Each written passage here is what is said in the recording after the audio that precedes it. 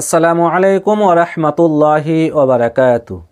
আলহামদুলিল্লাহি ওয়াহদা ওয়াসসালাতু ওয়াসসালামু আলা মান লা নাবিয়্যা বা'দা।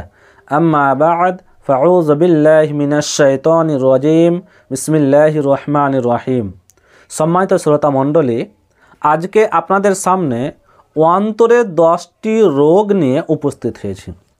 আমাদের যে অন্তর, হৃদয়, এই হৃদয়ের অন্তরের 10টি রোগ। আপনারা অবশ্যই ভিডিওটিকে শুরু থেকে শেষ পর্যন্ত দেখবেন এবং এই 10টি রোগ কি কি এটি জানার চেষ্টা করবেন ইনশাআল্লাহ। 1 নম্বর, আল্লাহর অস্তিত্বে বিশ্বাস করি কিন্তু তার আদেশ পালন করি না। অন্তরের এটি একটি রোগ। আমরা আল্লাহর অস্তিত্বকে বিশ্বাস করি যে আল্লাহ সুবহানাহু ওয়া তাআলা তিনি আছেন, তিনি আমাদেরকে সৃষ্টি করেছেন তার ইবাদত করার জন্য, তার বান্দেগী করার জন্য, তার উপাসনা করার জন্য। আমরা এটা জানি। যদি তার ইবাদত না করি, যদি তার কথা না শুনি, তাহলে তিনি আমাদেরকে জাহান্নামে দিবেন। আর যদি আল্লাহ সুবহানাহু ওয়া তাআলার কথা আমরা মানি, সৎভাবে চলি, তার ইবাদত করি, তাহলে তিনি আমাদেরকে জান্নাতে দিবেন। এটা আমরা বিশ্বাস করি। কিন্তু মানি কয়জন? মানি আমরা কয়জন? মানি না আমরা। তাহলে অন্তরের এটি একটি রোগ যে আল্লাহর অস্তিত্বকে তো বিশ্বাস করছি, কিন্তু আল্লাহ সুবহানাহু ওয়া তাআলার আদেশ নিষেধকে আমরা মানছি না। 2 নম্বর, মুখে আমরা বলি রাসূলুল্লাহ সাল্লাল্লাহু আলাইহি সাল্লামকে ভালোবাসি, কিন্তু তার সুন্নাত অনুসরণ করি না। মুখে আমরা সকল মুসলিম এটা স্বীকার করি, বলি যে আমি রসুলকে ভালোবাসি, মুহাম্মদ সাল্লাল্লাহু আলাইহি সাল্লামকে আমি ভালোবাসি, কিন্তু তার সুন্নাত অনুসরণ আমরা করি না। তার সুন্নাতকে অনুসরণ করতে হবে, তার সুন্নাতকে মানতে হবে। আপনি মুখে যে শুধু বলছেন যে রসুলকে আমি ভালোবাসি, শুধু মুখে বলাটাই ভালোবাসা যথেষ্ট নয়। আপনাকে কি করতে হবে? তার সুন্নাতকে অনুসরণ করতে হবে, তার সুন্নাত, তার আদর্শকে গ্রহণ করতে হবে। আর মুখে আপনি বলে বেড়াচ্ছেন বা মুখে আপনি বলছেন যে না রসুলকে খুব ভালোবাসি, নবীকে খুব ভালোবাসি, মুহাম্মদ সাল্লাল্লাহু আলাইহি সাল্লামকে খুব ভালোবাসি, কিন্তু তার সুন্নাত একটাও আপনার মধ্যে নাই। তো অবশ্যই আমরা চেষ্টা করব রাসূলুল্লাহ সাল্লাল্লাহু আলাইহি সাল্লামের আদর্শকে গ্রহণ করা, তার সুন্নাতের অনুসরণ করা। তো এটিও আমাদের একটি রোগ। সেটি হচ্ছে কি? যে আমরা সকলে আমরা বলি যে রাসূলুল্লাহ সাল্লাল্লাহু আলাইহি সাল্লামকে ভালোবাসি, কিন্তু তার সুন্নাত অনুসরণ করি না। 3 নম্বর অন্তরের রোগ হচ্ছে কোরআন মাজিদ পড়ি কিন্তু বুঝি না, তাই জীবনে বাস্তবায়নও করি না। যদি দেখা যায় তাহলে আমরা মুসলিম যারা বেশিরভাগ মানুষই যদি দেখা যায় টুকটাক কোরআন আমরা পড়তে জানি, কেউ হয়তো বেশি জানি, কেউ হয়তো কম জানি। তো কোরআন যে পড়তে জানি, কিভাবে পড়তে জানি? তোতা পাখির মতো। ওই যে শুরু করলাম কোরআন, তো উচ্চারণ যেভাবে পড়ে সেভাবে পড়ে পড়ে শেষ করে দিলাম। কিন্তু আল্লাহ সুবহানাহু ওয়া তাআলা এই সূরার মাধ্যমে, এই আয়াতের মাধ্যমে, এই বাক্যের মাধ্যমে কি বলতে চাইছে মানব জাতিকে, পৃথিবীর মানুষকে, সেটা আমরা বুঝলাম না। তো আপনাকে কোরআন পড়তে আমি নিষেধ করছি না যে আপনি শুধু কোরআন পড়েন না, কিন্তু আপনি কোরআনটা যে শিখেছেন, কিন্তু তার সাথে সাথে আপনি অবশ্যই চেষ্টা করুন অর্থটাকেও শেখার। আপনি বুঝে পড়ার আপনি চেষ্টা করেন। আপনাকে কোরআন মাজিদ বুঝে পড়তে হবে, তাহলে আপনি কোরআন মাজিদ পড়তে বসে কোরআনে যে একটা আনন্দ, আপনি আনন্দ পাবেন যে আল্লাহ সুবহানাহু ওয়া তাআলা আমাকে এই কোরআন মাজিদের মাধ্যমে, এই সূরার মাধ্যমে, এই আয়াতের মাধ্যমে, এই শব্দের মাধ্যমে কি বলতে চাইছে। এই যে নমাজে আমরা যখন দাঁড়াই, নমাজে আমাদের মনোযোগ হারিয়ে যায় কেন? আমরা যে নমাজে দাঁড়িয়েছি, ইমাম সাহেব যে সূরা ফাতিহা পাঠ করলেন, আমরা যে করলাম, তারপরে তিনি যে কিরাত করছেন, তখন আমরা অমনোযোগী হয়ে যাই। কেন? যে ইমাম সাহেব তিনি যে সূরাটি পাঠ করছেন, তো সূরাটির মাধ্যমে আল্লাহ সুবহানাহু ওয়া তাআলা আমাদেরকে কি বলছেন সেটা আমরা কেউ বুঝতে পারি না, তার অর্থ আমরা বুঝি না, তার অনুবাদ আমরা বুঝি না। তো আপনি কোরআন পড়ার সাথে সাথে আপনি কি করবেন? তার অর্থ বোঝার চেষ্টা করুন, আপনি কোরআন বুঝে পড়ুন। আপনি অন্তরের 4 নম্বর রোগ হচ্ছে আল্লাহর নিয়ামত আমরা ভোগ করি, কিন্তু আল্লাহ সুবহানাহু ওয়া তাআলার শুকরিয়া আমরা আদায় করি না।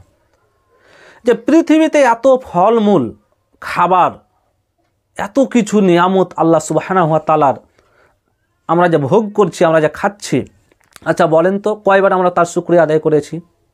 কয়বার আমরা আলহামদুলিল্লাহ বলেছি? এটি একটি অন্তরের রোগ। যে নিয়ামত আল্লাহ সুবহানাহু ওয়া তাআলা আমাদেরকে যে এত দিয়েছেন, এত ফলমূল দিয়েছেন, তা সেই ফলমূল, সেই খাবার আমরা ভক্ষণ করছি, খাচ্ছি, কিন্তু আল্লাহ সুবহানাহু ওয়া তাআলার আমরা কখনো শুকরিয়া আদায় করছি না। তো আপনি আল্লাহর নিয়ামত খাবেন, আল্লাহর নিয়ামত আপনি ভক্ষণ করবেন, আর আল্লাহ সুবহানাহু ওয়া তাআলার আপনি শুকরিয়া আদায় করবেন না, এটা কখনোই হতে পারে না। আপনাকে কি করতে হবে? আল্লাহ সুবহানাহু ওয়া তাআলার শুকরিয়া আদায় আপনাকে করতে হবে। 5 নম্বর অন্তরের রোগ হচ্ছে, আমরা সকলেই এটা স্বীকার করি, শয়তান আমাদের প্রকাশ্য শত্রু, কিন্তু আমরা শয়তান থেকে বাঁচি না। এটি একটা অন্তরের রোগ। আমরা কে জানি না যে শয়তান আমাদের শত্রু? আমরা বক্তব্যের মাধ্যমে শুনেছি হয়তো, বা জুমার খুতবার মাধ্যমে হয়তো শুনেছি যে শয়তান আমাদের প্রকাশ্য শত্রু, কিন্তু শয়তান থেকে আমরা বাঁচার চেষ্টা করেছি। আমরা যে অশ্লীল গান বাজনা শুনছি, বা হয়তো আমরা পাপের কাজ যে করছি, তো এটা আমাদেরকে কে করাচ্ছে? শয়তান আমাদেরকে প্ররোচিত করছে, তারপর আমরা এই কাজটা করছি। তো শয়তান থেকে আমাদেরকে কি করতে হবে? বাঁচতে হবে আমাদেরকে। আমরা স্বীকার তো করছি যে শয়তান আমাদেরকে অন্যায় পথে নিয়ে যায়, বা শয়তান আমার আছে, কিন্তু শয়তান থেকে আমরা বাঁচছি না। দিনী ভাই সকল, আমাদেরকে চেষ্টা করতে হবে শয়তান থেকে বেঁচে থাকার। শয়তান সব সময়কার জন্য চায় যে আদম সন্তানকে কীভাবে জাহান্নামে নিয়ে যাওয়া যায়। শয়তান কখনোই চায় না যে আদম সন্তান জান্নাতে যাক। তো দিনী ভাই সকল, আপনাকে আমাকে বাঁচতে হবে শয়তান থেকে। 6 নম্বর অন্তর রোগ হচ্ছে, জান্নাত আমরা সকলেই যেতে চাই, কিন্তু তার জন্য কাজ করি না। আপনি যাকে জিজ্ঞাসা করেন, আচ্ছা বলো তো মৃত্যুর পরে জান্নাতে যাবে না জাহান্নামে যাবে? কি চাও তুমি, জান্নাত না জাহান্নাম? প্রত্যেকে বলবে জান্নাত চাই, জান্নাত আমি নিব, জান্নাতে যেতে চাই।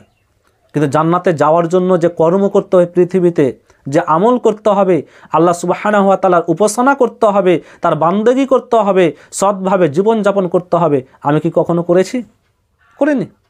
তা আপনি যে আশা রেখেছেন জান্নাতে যাওয়ার, যে জান্নাত আমি মৃত্যুর পরে যাব, এটা ভালো কথা যে আপনি আশা রেখেছেন, কিন্তু তার জন্য আপনাকে কী করতে হবে? কর্ম আপনাকে করতে হবে। 7 নম্বর অন্তর রোগ হচ্ছে, জাহান্নাম থেকে বাঁচতে চাই, কিন্তু সেখান থেকে পলায়নের চেষ্টা করি না। আমরা সবাই চাই জান্নাতে যাওয়ার এবং জাহান্নাম থেকে বাঁচার। কেউ আমরা চাই না যে জাহান্নামে যাব, সবাই চাই যে জান্নাতে যাব। তো আপনি যে জাহান্নাম যাবেন না, তো তার জন্য তো আপনাকে বাঁচতে হবে। আপনাকে হালাল রুজি ভক্ষণ করতে হবে, হারাম থেকে আপনাকে বাঁচতে হবে, পাপের কাজ থেকে আপনাকে বাঁচতে হবে, অন্যায় কাজ থেকে আপনাকে বাঁচতে হবে। আর আপনি অন্যায় থেকে বেঁচে থাকবেন না, আল্লাহর কথা অনুযায়ী আপনি চলবেন না, রসুলের আদর্শকে আপনি গ্রহণ করবেন না, আর আপনি বলবেন যে আমি জাহান্নাম থেকে বাঁচতে চাই। আপনাকে জাহান্নাম থেকে বাঁচতে হলে আপনাকে কি করতে হবে? আপনাকে অন্যায় কাজ ছাড়তে হবে, অপরাধ কাজ ছাড়তে হবে, আল্লাহ সুবহানাহু ওয়া তাআলা কথা অনুযায়ী আপনাকে পৃথিবীতে জীবনযাপন করতে হবে, রাসূল সাল্লাল্লাহু আলাইহি সাল্লাম এর আদর্শকে গ্রহণ করতে হবে।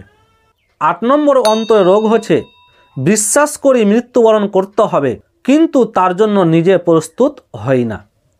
এটা আমরা সকলেই আমরা বিশ্বাস করি যে আমাদেরকে একদিন না একদিন মৃত্যুবরণ করতে হবে, মরতে হবে, কিন্তু নিজে কখনো প্রস্তুত হয়েছি? আমরা কি জানি যে কখন মরব? আমরা এটা কেউ জানি না। যার বয়স 60 হয়ে গেছে, 40 হয়ে গেছে, 65 হয়ে গেছে, সেও হয়তো ভাবছে যে আমি অনেক দিন বাঁচব, আমি এখনও হয়তো পৃথিবীতে মরব না। কবরস্থানে আপনি মাটি দিতে গিয়েছেন, মাটি দিতে গিয়ে একটা মৃত্যু মানুষকে যে আপনি মাটি দিচ্ছেন, তারপরেও আপনি যে কবর স্বচক্ষে দেখতে পাচ্ছেন যে কত লোক সেখানে শুয়ে রয়েছে, যাদেরকে আপনি পৃথিবীতে দেখেছিলেন, যাদের সঙ্গে চলাফেরা করেছিলেন, যাদের সঙ্গে কথাবার্তা করেছেন, তারা আজকে এখানে শুয়ে রয়েছে।